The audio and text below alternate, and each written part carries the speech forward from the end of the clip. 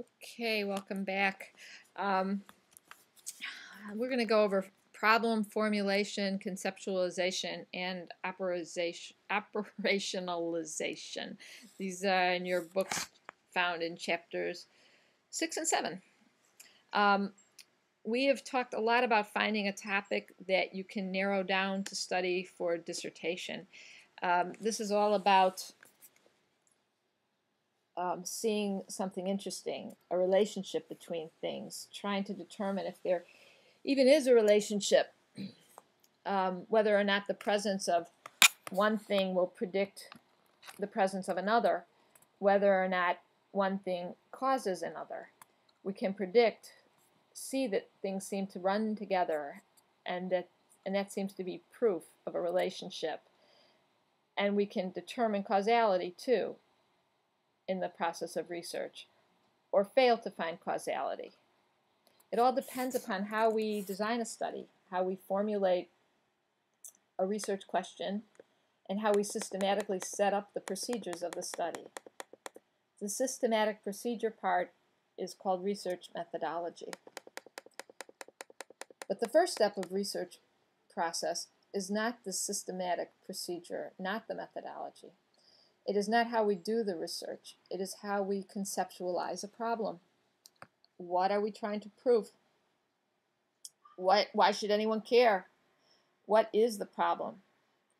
What is your thinking about the reasons, the variables that impact that problem? How do you see the theory about those reasons in ways that you can measure the probability that they really do matter? When we talk about statistics in research, all we're really doing is saying that there is a probability that our hypothesis is true. There is a mathematical risk that something will happen, that having one variable, or perhaps having two of them, a third is likely to happen. We're narrowing down, zeroing in on a gamble. Does toilet training a child before the age of 2 make for an obsessive-compulsive adult? What would you say the hypothesis there would be? What would be your theory? Be prepared for your final to have an answer to that kind of question. I'll present the scenario myself, most likely. Maybe not. Let's do one right now. I've noticed in my practice that I have a certain kind of patient. Generally, she's from an addicted family that lives in another country or a territory of the United States, like perhaps Puerto Rico. She sends money home to her mother to help pay for food and mortgage for her siblings and nieces and nephews. My patient tends to be a very angry person who has difficulty controlling her rage. When I take history, I find that people like her have fathers who beat them for not controlling their siblings very well, for not fulfilling their parental child well enough.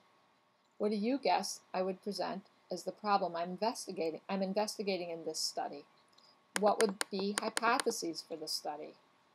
What are the variables I'm looking at? Which ones are independent? Which ones are dependent?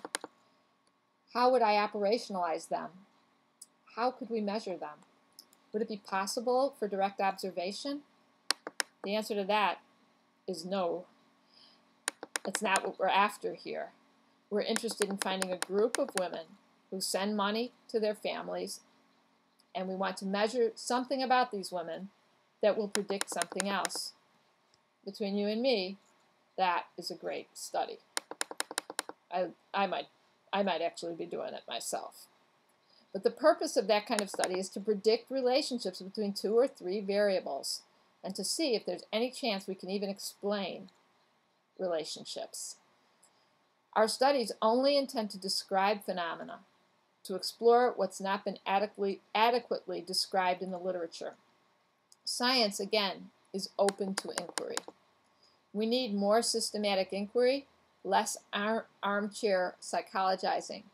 So a well-conceptualized, well-designed exploratory study that describes a problem, especially if it describes a wide range of ways that people tackle that problem, is a huge contribution to the literature.